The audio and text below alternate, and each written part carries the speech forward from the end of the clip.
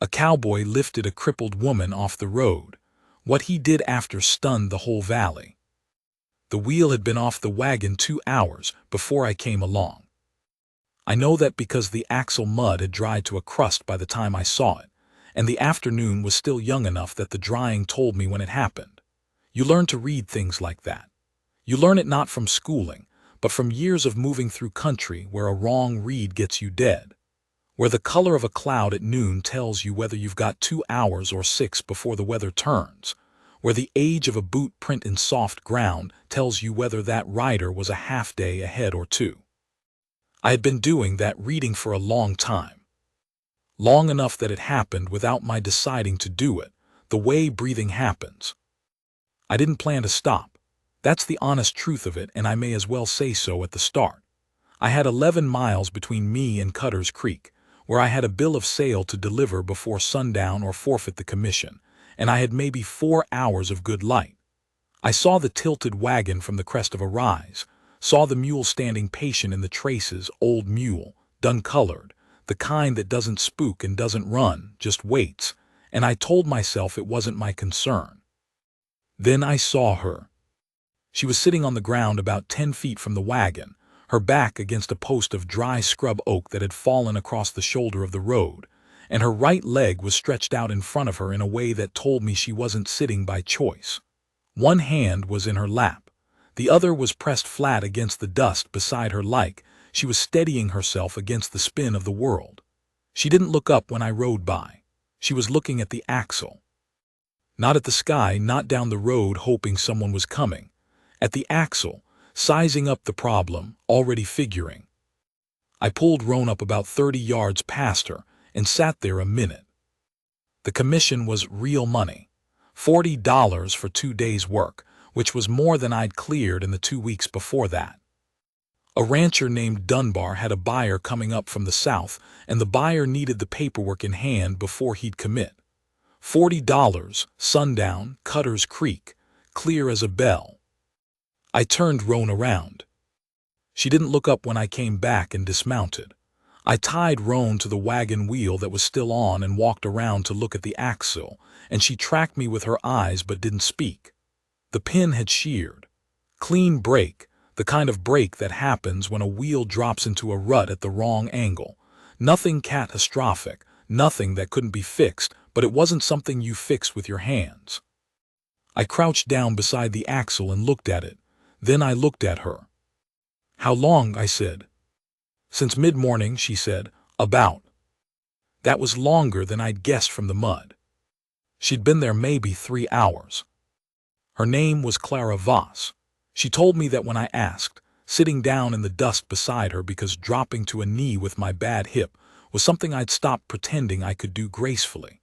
She had a German sound on the last name, said it Voss the way her people did.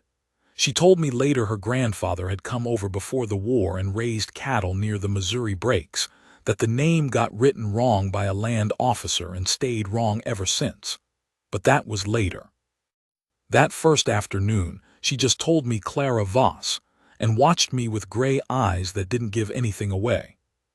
She had a busted axle pin and a leg that she'd been born with shorter than the other, curved a little at the shin, and she wore a boot on it that was built up 3 inches on the sole. The boot was off. She'd taken it off when she sat down, and it was sitting near her knee like she'd been looking at it, trying to decide whether to put it back on or not. There was a crack in the sole where the buildup met the original leather. Probably had it for years and never gotten it fixed because fixing it cost money and money was short.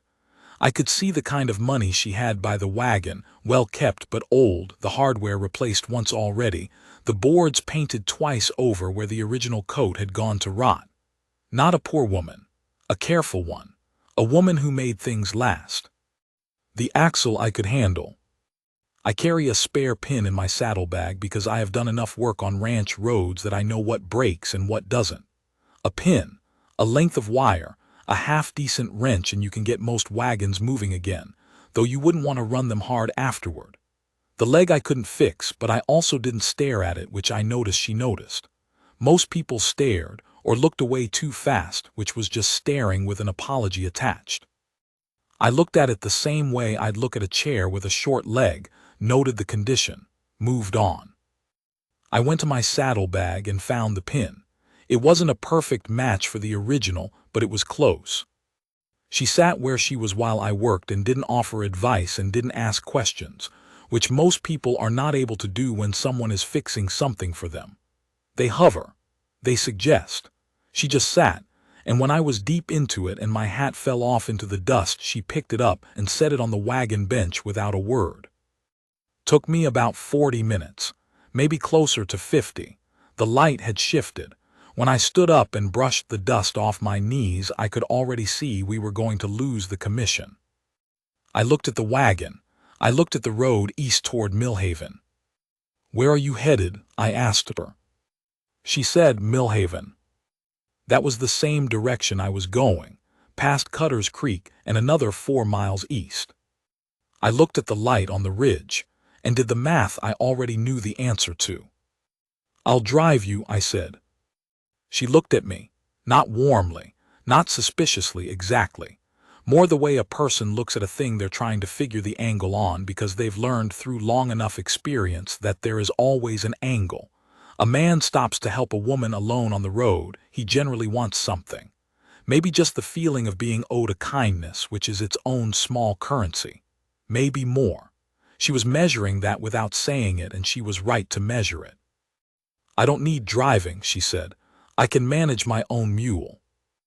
"I know you can," I said, "but the axle pin I put in is a field fix. It'll hold tonight, but I wouldn't run it hard in the dark, and the light is going." That was true. It was also a way to give her something useful to agree to rather than charity to refuse. The difference matters. Charity asks a person to feel small. A practical arrangement asks a person to be sensible. She thought about it. "All right," she said. I helped her up. She didn't let me carry her weight, just took my arm at the elbow for the half second it took to get her balance, and then she was on her feet. She put her boot back on, the built-up one, laced it careful and deliberate, not fast, not slow, just the way a person does a thing they've done 10,000 times. Her hands were quick and sure, hands that knew what they were doing. I tied Roan to the back of the wagon and drove the mule. She sat beside me on the bench. The mule was steady, an old hand, knew the road. She kept her hands in her lap and looked at the country going by, and I drove, and we didn't talk much. The road was rough in stretches, and once when the right wheel dropped into a rut, I felt the wagon shudder and I glanced at her, but she didn't grab the bench or flinch. She just shifted her weight slightly, like a person who has learned through long practice how to absorb what comes. After the first mile, she said, "You missed a delivery." I said, "I'll make another trip tomorrow." She said, "What commission?" I told her, $40 Dunbar, the buyer from the south. She went quiet in a way that told me she was doing the arithmetic. $40 was a lot of money to most people out here. It was several weeks of ordinary work. She was figuring what I'd given up, and the figuring was making her uncomfortable, which I understood because nobody likes to owe a debt they didn't ask for. "I'll pay you back for what you lost," she said. "You won't," I said. "I stopped because I stopped. That's the whole account." She looked at me. "People don't generally just stop," she said. "Maybe they should," I said. After another mile, she said, "You're Jarrett Cole." I said I was. "I've heard your name," she said. "You rode for alderman 3 years ago. You cleared the homesteaders out of the north pasture." I kept my eyes on the road. The mule's ears swiveled at something in the brush to the west and then went forward again. That's one way to say it. What's another way? Alderman told me they were squatting on his deed. I moved them. 3 weeks later, I found out the deed was disputed and the family had the stronger claim. I told Alderman what I thought of him and left. She looked at the road the same as I was. The ridge ahead had gone orange at the top. "Did you go back to the family?" she said. I tried. They'd already moved on, couldn't find them. That sat between us for a while. "People say you're hard," she said finally. People say a lot. They say you don't take charity and you don't ask for it, and you don't give it either. That last part was true until about 2 hours ago. She made a sound, not quite a laugh, somewhere near one. It changed her face, that sound, loosened something around her eyes. We got into Millhaven with the last of the light still pink on the western ridges, the sky going green above it. She lived in a small house on the north end of town, set back from the road by about 30 feet with a path of flat stones leading to the door. A place that had been built careful and with intention, but that had needed a carpenter's attention for about 2 years longer than it had gotten it. The porch step was cracked through the middle. A shutter on the south window was hanging by one hinge, cocked at an angle that meant the wind caught it and worked the hinge back and forth. There was a kitchen garden along the east wall that was still producing late-season beans and winter squash, neat rows, staked and weeded, kept up with the same care as the garden of someone who has something to prove to themselves. A woman who had not let herself go to ruin in the places where she had a choice. I pulled the wagon around the back to the linta where she stabled her mule.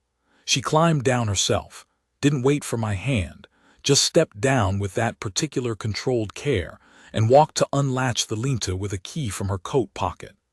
I unhitched the mule and let him in and found the water bucket without asking where it was. She set about the hay without asking me to help. We worked without talking and without getting in each other's way, like two people who had done chores beside each other before.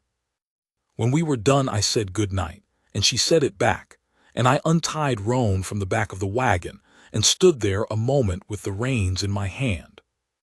"You'll need a proper pin put in before you run that wagon far," I said. "I know it," she said. "There's a man on Kettle Street, does good work." "I know him," she said.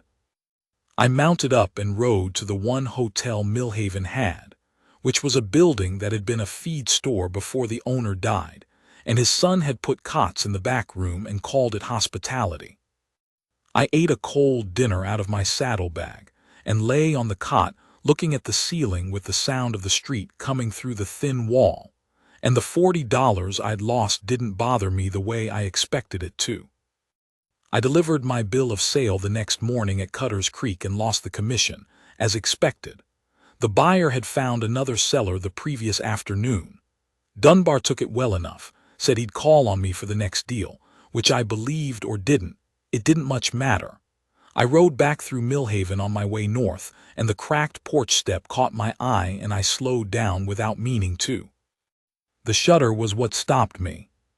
It had swung all the way to the wall in the night wind, and was hanging there at an angle that was going to take the hinge off the frame in another week. I went around to the back of the house and knocked. She answered the door looking like she'd been up for hours, flour on her forearm, a look on her face that said she recognized me and was deciding whether that was a good thing. I said, "I've got nothing to do this morning. I can fix that porch step and the shutter. Won't cost you anything but the nails." She looked at me for a moment, that same measuring look. "I'll pay you in breakfast," she said. "I was making biscuits." That was how it started. I want to be clear about something, since we're talking about how things get remembered and how they get told wrong. I did not move to Millhaven for Clara Voss. I stayed in Millhaven because work came, the way work does when you get a reputation in a small enough place for doing things straight. A rancher named Prout hired me to oversee his eastern fence line for the fall season and do some contract riding. The work kept me close. That's the true account. But I took my meals at Clara's house 3-4 times a week, because she cooked real food, actual food, the kind where you could taste that the woman had thought about what she was making and cared about the result. And I fixed things for her when they broke, because I had the skills and she was short the hands to use them. A gate post that had worked loose in the September rains. The kitchen window that had warped and wouldn't latch. The woodpile that needed splitting and stacking before the cold set in. Small things. The kind of things that accumulate when you live alone and there is no one to share them with, and each one alone is manageable but together they are a weight. I split the wood, I fixed the gate post, I put a new latch on the kitchen window. And slowly, which is the only pace that means anything, I came to know her. She had come to Millhaven from Rawlins, Wyoming, 2 years before after her husband died. She told me about him over time, not all at once. He had not been a bad man, she said. He had not been a good one either. He had married her when her leg made other men walk away, and she had always known. She said this without softening it, just plainly, as a fact that had cost her some time to see clearly, that his staying was more about scarcity than devotion. That he figured a wife with a bad leg wouldn't have other options and so wouldn't leave. That he was the kind of man who needed to be the only choice. She said this without self-pity. She said it the way you describe a fence post, noting the condition, not mourning it. But I heard in it the thing she didn't say, which was that she had spent years married to a man who saw her bad leg before he saw her, and all the years of keeping the garden neat, and managing the accounts and building something out of not much had been done without the thing that makes all of it lighter, which is someone who actually sees you. What she didn't say in words, but what I pieced together over weeks and months, was that she had built the garden and the ordered kitchen and the careful quiet of that small house entirely on her own. No man to lean on after her husband went. No family nearby. Just Clara Voss and her good hands and her gray eyes that noticed everything in her mind, that worked fast and quietly and didn't miss much. She was not lonely in the way that makes a person reach for anything. She was lonely in the harder way, the way that comes from being perfectly capable of doing everything yourself, and knowing it, and still knowing that doing everything yourself is not the same as being known. I'm not a man who talks about himself. I never have been. My nature runs toward the practical. Tell me the problem and I will find the fix. Talk about what you feel seems to me mostly like noise around the edge of what matters, and I have always thought that the men who talk the most about their feelings are usually the ones who act on them the least. But with her it came in pieces, the way sediment settles slow and without you deciding it's happening. She asked a question here and there, never prying, never pushing, just a question with space around it for an answer or not. And I answered when I had the answer and didn't when I didn't, and she accepted both with the same steadiness. I told her about Alderman, more than I'd told her that first night. I told her about the family I'd moved, a man named Eccles, his wife, 3 children, 2 of them young enough that the youngest still needed carrying. I told her that I had believed what Alderman told me, believed it fully, because I was being paid to believe it, and because believing it was easier than questioning the man who was paying me. And I told her how I'd found out later that Eccles had the stronger deed, that his family had spent that winter without shelter, in temporary quarters that weren't built for a Wyoming winter, and that Eccles himself had died of pneumonia in February, and one of the children not long after. She listened without telling me it wasn't my fault. Most people do that. They say it wasn't your fault because they don't know what else to say or because they want to end the conversation. She just listened, her hands still in her lap, her eyes on me but not hard. And when I was done she said, "What did you do after?" I said, "I stopped writing for men who had something to hide." She nodded, not as consolation, more like confirmation. Like that was the right answer, and she'd been waiting to find out if I had found it on my own, and I had. October came in cold. I was riding Prute's fence line on a Thursday when I heard from a hand that the Duggan brothers had been through Millhaven earlier that week asking about a widow woman on the north end. The Duggan brothers, there were 3 of them, Cass, Holt, and a younger one they called Birch, were the kind of men who moved through a county like weather. Nothing illegal enough to put them in jail, but everything crooked enough to make decent people uneasy. They had a piece of land south of Prute's, and they had been trying for 2 years to acquire the smaller properties around them.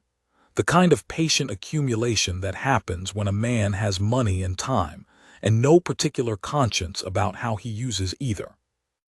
I didn't go straight to Clara. I went and asked around first.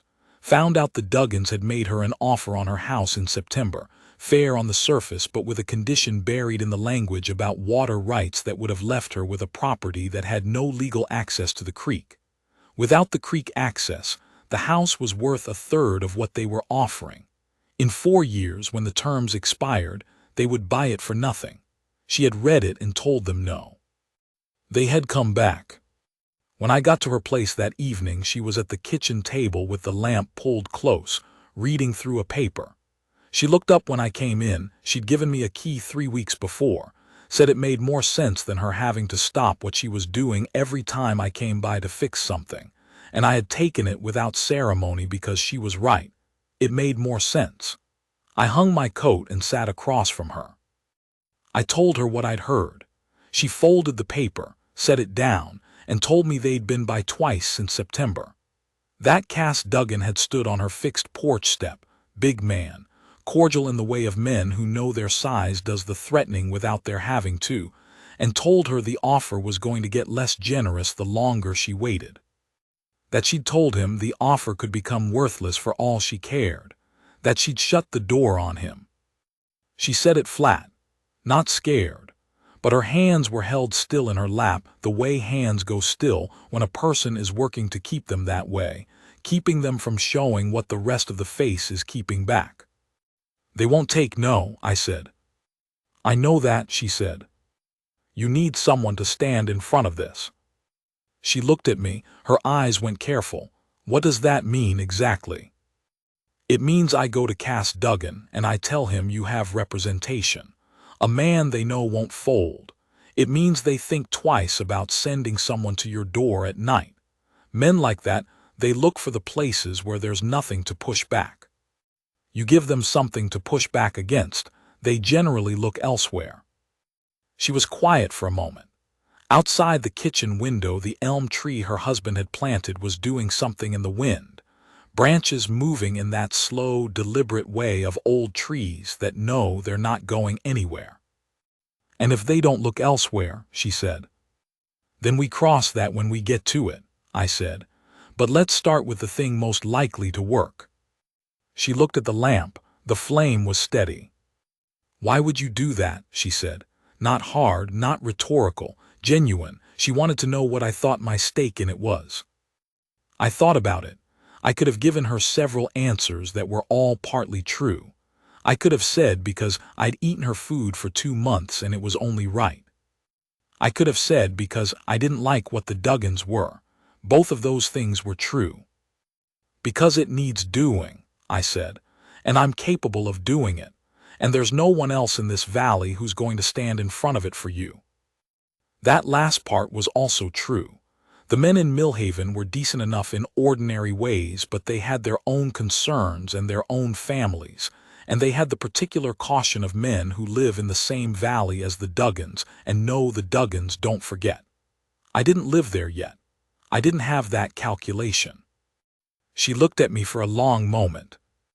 "I want to know what happens," she said. "Every step. You don't handle this and keep me in the dark. I'm not a woman who can be managed that way." "I know that," I said. "Do you?"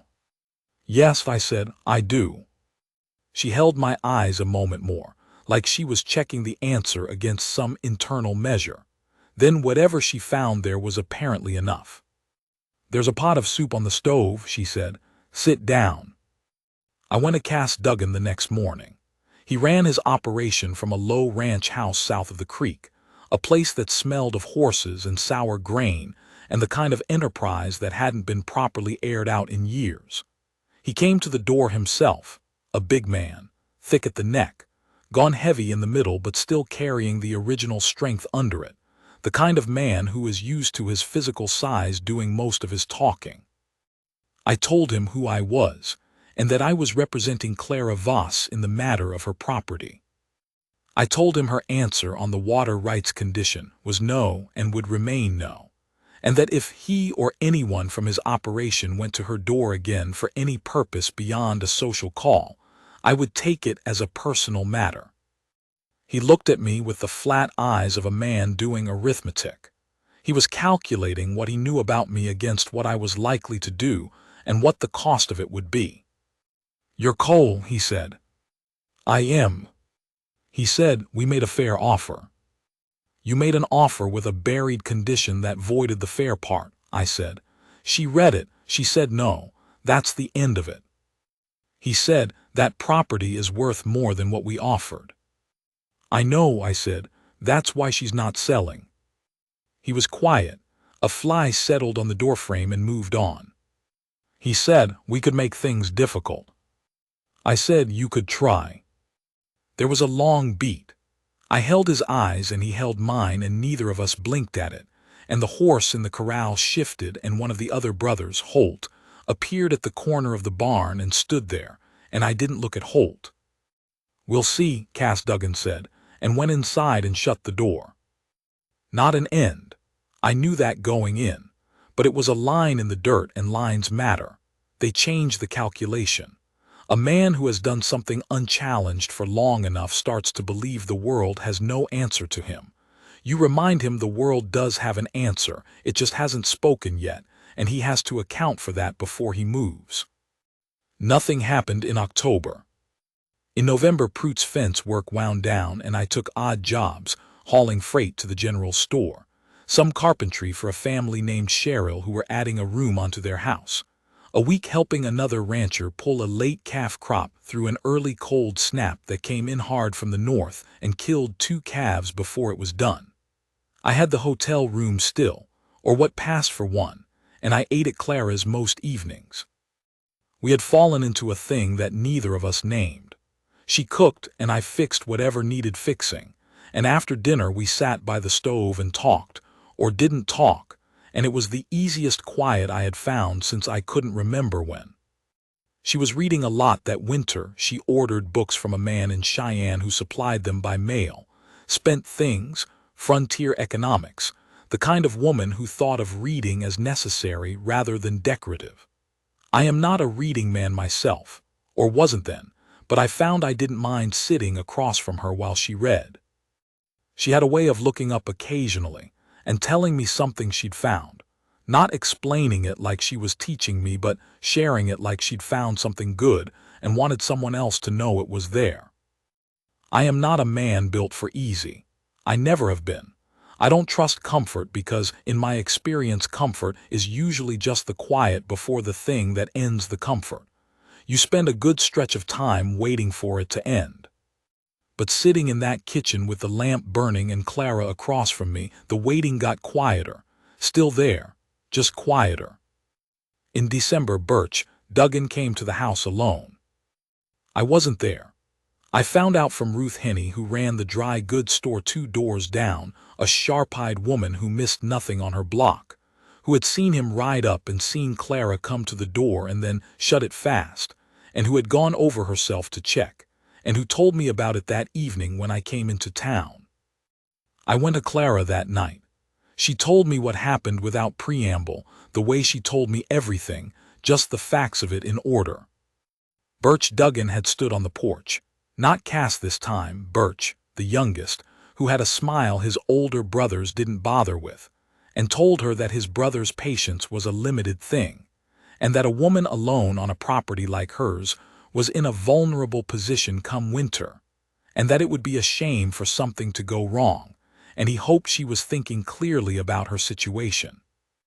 Delivered with a smile, helpful as sunshine.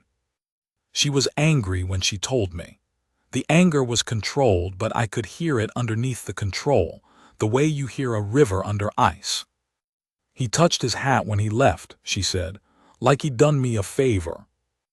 I stayed that night. I took my bedroll out to the lean-to and made myself a spot on the hay bales, and I heard her bar the door from inside, and I lay there in the cold smell of mule and old straw looking at the gaps in the lean-to boards where the stars came through, thinking about what I was going to do tomorrow. I went back to Cass Duggan 2 days later, and I was less polite this time. Less polite and more plain. I told him what his brother had done, and I told him it crossed the line I'd set, and I told him I was done having this conversation with pleasantries in it. He told me to go to hell. I put him on the ground. Not with any drama. He swung first, or started to. I saw the weight shift and the shoulder drop, and the kind of set around the eyes a man gets when he's committed. And I have been in enough of those moments to know what the start of a swing looks like, and to be where it's going before it gets there. I hit him once in the jaw, good and hard, and once in the side when he was going down, and he went down in the mud of his own yard and the mud held him. Holt came out of the barn at the sound, and stopped when he saw his brother on the ground and me standing where I was. I looked at Holt. He was a thicker man than Cass, slower to move, and the calculation was going on behind his eyes in real time. I said, "The next time any of your family goes to that woman's house for any reason besides a social call, I will go to the county sheriff, and I will give him everything I know about the Duggan family's business dealings going back 4 years. Every piece of it." I didn't know everything. I knew enough. A man in Cutter's Creek, a former hand of theirs named Gaines, had told me things in October that I had kept to myself, waiting to see if I needed them. I needed them now, or at least the threat of them. Holt Duggan looked at his brother in the mud and looked at me and said, "Get off our land." He meant me, but it also sounded like he might mean Cass. I left. The Duggans stayed away. I want to tell you how it went with Clara because the way it went matters, and because I don't think I could have predicted it, and I have lived long enough to know that the things you can't predict are often the only ones worth keeping. It was February, cold that got in around window frames and under doors no matter what you packed in there, the kind of cold that makes your hands stupid and slow and makes your joints ache in ways you don't admit to out loud. I had taken a job with a man named Hennessy who was running a supply line up to the mining camps in the hills, and I was away more than I was in Millhaven, out sometimes for 4-5 days at a stretch, coming back half froze and hungry and saddle-worn in the particular way that makes you feel your age more than any other way. One night in mid-February I came back later than usual. I'd pushed the last miles through a wind that had teeth, wanting to be in before full dark, and I hadn't made it. Millhaven was quiet, the hotel was dark, the street was empty. I put Roan up and walked to Clara's house because it was close, and because I was cold enough that I was having trouble thinking clearly and I knew she'd have the stove going. I knocked and she let me in without question. The kitchen was warm, the stove going strong, the smell of something that had been cooking all day and was keeping warm in the pot. She took my coat without being asked and hung it by the door, and I stood there with my hands at my sides, feeling the warmth begin to work its way in from the outside. She came back from hanging the coat and she took my hands, both of them. She held them between hers without saying anything. Her hands were warm from the stove she'd been baking. There was flour still on her left wrist, and she just held them and let the heat come back into mine slowly, the way you warm something that's been cold too long by not rushing it. I don't know how long we stood there. Long enough that my hands stopped hurting. Long enough that I looked at her and she was already looking at me, not with any particular expression I could name, just looking and not looking away. She said, "You've been riding 4 and 5 days in the cold for a commission that barely covers the hotel room." I said that was about right. She said, "That doesn't make sense." I said no. She was quiet, still holding my hands. The stove ticked behind her. Outside the wind was doing what it did. She said, "You could winter here, in the house. There's a room off the kitchen. It was my sewing room. It hasn't been used in 2 years. It's just boxes. There's room enough." I looked at her. She said, "That's a practical offer. I want to be plain about that. I'm not saying something else underneath it. I'm saying a man shouldn't be riding 5 days in a February wind for wages that don't cover a cot in a cold room when there is a warm room going unused." I said, "I know what you're saying." We looked at each other for a moment. The stove ticked. I said, "I'll clear the boxes out in the morning." She let go of my hands. She said, "Sit down. I kept supper warm." I moved into the room off the kitchen the next week.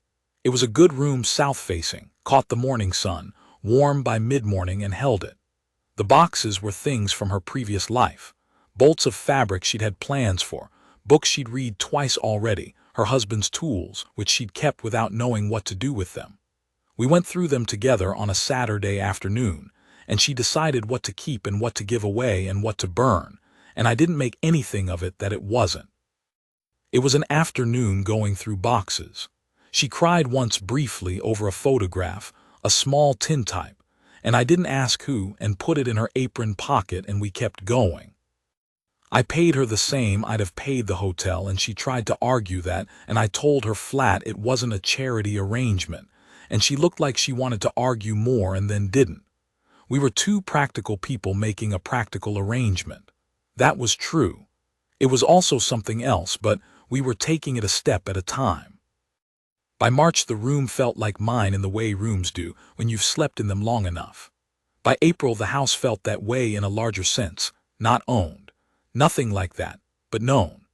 I knew where things were kept, and what sound the kitchen floorboard made in cold weather versus warm, and which window draft came under the door if the north wind was up, and how early I needed to start the stove to have the kitchen warm by the time she came out in the morning. I started the stove. That was mine to do. Hendricks at the land office told me in late April that the county was opening a stretch of federal range for long-term lease. 47 acres, good grass, reliable water access from the south branch of Millhaven Creek. He told me because he knew I'd been looking at something like it for a year, knew that a man who was doing the kind of work I was doing was probably doing it because he was saving towards something. I had been saving towards something. I just hadn't known exactly what. I sat with it for a week. I rode out and looked at the land twice, once alone and once with Prout, who knew that country well and whose judgment I respected. The fence was old but not ruined. The grass was good. The water access was better than most, year-round reliable, which in this country is the difference between a working ranch and a seasonal gamble. The math was tight but possible if I put together what I had saved and took a short loan from the bank in Cutter's Creek, which was a thing I had never done and didn't like the shape of. But the land was right. I told Clara about it over supper, laid it out the way I lay everything out plain, no decoration, just the numbers and the facts. The lease cost, the loan, the cattle count that would make it viable, the timeline. She listened the way she listened to everything, which was completely, without interjecting. She asked 2 questions when I was done. One about the South Branch water access, and whether it was deed protected or just historical usage, and one about the fence condition on the north boundary and what replacement would cost. Both of them were the exact right questions, the ones that got at the actual risk, not the surface numbers. I answered them and she went quiet in the thinking way she had, where her eyes went a little unfocused and she was working something out. Then she said, "I have $400 in the bank." I looked at her. She said, "It's my husband's life insurance payment. I've been keeping it because I wasn't sure what it was for. I think this is what it's for." I said, "Clara." She said, "Don't." I said, "That money is your security. It's what you have if something goes wrong." She said, "Land with good water and a workable fence is security. $400 in a bank in a town that could go dry in 10 years is just money. Money doesn't grow. Land does." I said, "I can't take your money." She set down her fork. She looked at me across the table with those gray eyes. The lamp was between us and the light was even on her face. She said, "I'm not giving you my money, Jarrett. I'm saying I want to be part of this, if you are willing for that." I was quiet for a long time. The stove ticked. Outside the elm moved in the evening wind. I said, "You understand what you're saying?" She said, "I understand exactly what I'm saying. I've had 6 months to decide whether you are the kind of man it is worth saying it to." I looked at her, the lamp her face. I said, "What did you decide?" She said, "I decided you are." I will not dress that up. I will not tell you what the light looked like or find some large way to contain it. She said she decided I was, and I reached across the table and put my hand over hers, and her hand turned over and held mine, and that was the whole of it. We were married in May by the Justice of the Peace in Millhaven, with Ruth Sherrill and old Hennessy standing as witnesses. Hennessy cried, which no one who knew Hennessy could have predicted, and he was embarrassed about it afterward and didn't mention it, and neither did we. Clara wore a dress that had belonged to her mother, pale blue, with a collar she'd mended herself in a way you couldn't see the mend unless you were looking. She walked down the 2 steps of the justice's office on her own 2 feet without holding the railing, because she never held the railing if she didn't have to. I leased the federal range in June. We ran cattle, a modest start, 20 head and a bull I bought at a fair price from Sherrill, who knew what he had and charged accordingly but not more. Clara managed the books from the start, which she was better at than I was by such a distance that it became a small joke between us, that I could build a fence line that ran true for 2 miles but couldn't keep a balance sheet from developing its own opinion about what the numbers were. She had a head for numbers the way some people have a head for country, knowing where things were and how they fit, which ones depended on which others, where the leverage was and where the fragility was. She had been managing her own accounts alone for 2 years with no margin for error, and she'd done it without mistake. What she did with our accounts was the same, only larger and with more to work with, and she did it the way she did everything, quietly and without making a show of it. By the 2nd year we had 41 head and a fence line on the north boundary that I rebuilt from scratch over the course of that first summer, post by post, a job that took 3 months and came out straight and true. I built the barn the same winter, working through the cold when I could. Prout rode over in the spring to look at it and said he'd hire me to build his next one. I told him I had my own work now, and he laughed in the way of a man who understands what that means. The valley people watched all of this. That is what happens in a small valley, people watch. At first they watched in the way of people who aren't sure what to make of something. A drifter who had put a man on the ground and moved into a widow's house and then taken the federal lease that 2 other men had been angling toward. There was talk. There is always talk. I had lived long enough not to care about talk, and Clara had lived long enough not to either, which was one of the many things about her that suited me. But watching takes time, and time corrects a wrong read if you give it enough of it. By the 3rd year there was a different quality to the watching. People came to us for things. A rancher named Haskell came to me about a water rights dispute with his neighbor that had been going on for 2 years, and I sat down with both men and the relevant papers and helped them work it out without lawyers, because I had learned some things about water rights through our own situation and through the Duggan business, and because plain talk between 2 reasonable men is usually cheaper and more permanent than the legal kind. A family came to Clara when their youngest daughter was sick with something the nearest doctor couldn't name clearly, because Clara had learned from a woman in Rawlins, a Shoshone woman who had apprenticed her for 2 winters, how to work with plants and remedies that the orthodox medicine of the time had no interest in. She was careful about it, careful about the edges of what she knew, and she told people plainly what she thought she could help with and what was beyond her.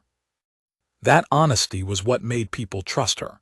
Most people who dispense remedies will claim more than they know. She claimed exactly what she knew, no more. In a county where the doctor was 40 miles away, that was worth a great deal. People stopped talking about Clara's leg in the way they had before. She hadn't asked anyone to stop. She had not made a point of her mobility or her capability or anything else. She just lived the way she lived, capable and unhurried and plain about what she knew and didn't know, and eventually the leg became what it was, which was a detail. A thing about her, one of many. Not a defining thing, not the thing you thought of first. You thought of her bread, and you thought of the way she listened, and you thought of the accounts she kept, and the garden she maintained, and the remedy she'd made for Haskell's daughter that had worked when nothing else had. The Duggan situation resolved itself the way those situations usually do, through attrition and the passage of time, and the fact that a man with a bad reputation eventually finds his options narrowing whether anyone confronts him directly or not. Cass Duggan sold his spread at a loss in the second year and left the county without announcement. Holt followed a season later. Birch, the youngest, stayed on and eventually became something approaching a decent man, or at least a quiet one, and quiet is sometimes close enough. He came to our fence line one spring looking for a stray heifer, and I helped him find it and we parted without incident, and that was that. I want to say something about being needed, because I think that is the real center of what I am trying to tell you, and I want to get it right. I had spent a long time in the years before Millhaven being useful without being needed. Those are different things, and the difference matters more than I understood for most of my life. Useful is a lamp on a hook.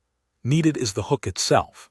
You can be useful everywhere you go, to everyone who has a fence that wants fixing or a wagon that wants driving, and the usefulness is real and the work is good, and it fills your days and keeps you fed. But at the end of a stretch of years, you look back and what you see is miles of fence and a list of men you worked for, and you understand that useful is not the same as essential. Not the same as being the one person in the world who is specifically, exactly what someone else needs. Clara needed the pin in the axle.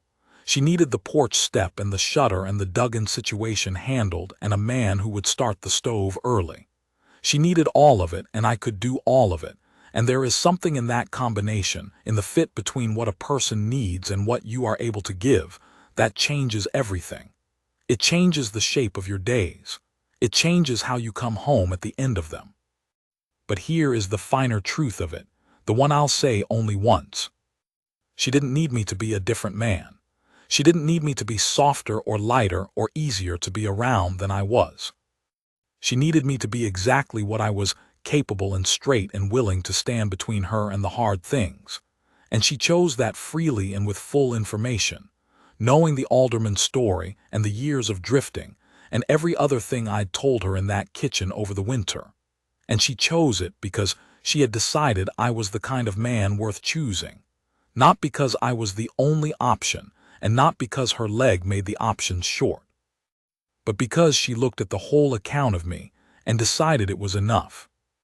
That is not a small thing. I want to be clear about that. I don't think I have the words for how large a thing it is to be seen clearly and chosen anyway, not managed, not accommodated, chosen. There is a moment I come back to when I think about all of it. It was the 4th year. Late August, the kind of night that comes at the end of summer when the heat has finally relented and the air has gone clean, and the stars are out in that particular way where they seem closer than they usually are, like the sky has lowered itself a little. We had been working a long day, not unusual, long days being the default that time of year, branding the late calves, moving 2 sections of fence, a full day of physical work that leaves you hollow in the good way, worn down to the simple facts of yourself. We were sitting on the porch in the dark after, not talking, just sitting. The cattle were quiet in the field. Somewhere past the barn a coyote was making its case to the night, that long lonely sound, and the night was not answering. She put her hand on my arm, just rested it there, easy, the way she did sometimes when she had no particular reason except that she wanted to. And she said, without looking at me, she was looking at the sky, she said, "I'm glad you stopped." I said, "The axle." She said, "The whole thing." I put my hand over hers. The coyote gave it up and went quiet, and the cattle stayed quiet, and the stars moved in their slow circle the way they do if you watch long enough. After a while she said she was going in. The cool was getting to her, and she stood up and put her hand on my shoulder for a moment as she passed, just that, just her hand there for a moment. And then she went inside, and I heard her moving in the kitchen, the soft sounds of the end of a day, and the lamplight came through the window and lay itself on the porch boards beside me. I sat out there another half hour, maybe more, looking at the dark shapes of the cattle in the pasture and the straight lines of the fence I had built and the barn solid against the sky and the light in the kitchen window. All of it adding up to something I couldn't have named before it existed, but that I recognized now as the shape a life should have. That is what I carry, not the miles of fence before it. Not the commissions lost or the commission I gave up on a road 6 miles outside Millhaven. Not even the morning in the justice's office with the pale blue dress. All of that matters. Every piece of it led to where I am. But what I carry is that porch and her hand on my arm and the lamplight on the boards. I stopped. She was there. That was enough. That was more than I knew to hope for. Coming over that rise with 11 miles to Cutter's Creek and the light going and $40 I was about to lose. A tilted wagon. A woman in the dust not looking for help, just looking at the problem. I turned Roan around. Everything after that was just me being where I was supposed to be.